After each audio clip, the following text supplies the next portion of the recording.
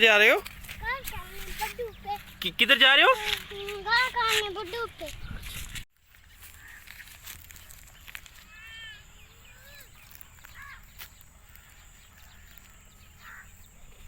क्या काट रहे हो? घास। अच्छा, किस लिए? किसको डालोगे? गाय को। गाय को डालोगे? मैं घास काटता हूँ दादी अम्मा। किसको डालोगे? दादी कहती है गाय को।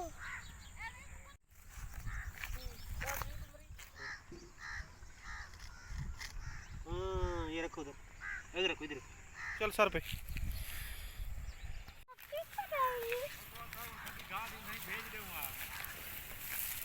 किधर जा रहे हो पापा? क्या लेके जा रहे हो? हैं? किसको डालोगे? अच्छा ठीक है।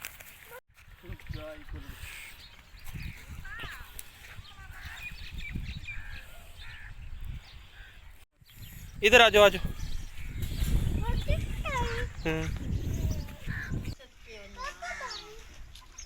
आगे आगे आगे आगे आगे। हाँ शीप। हाँ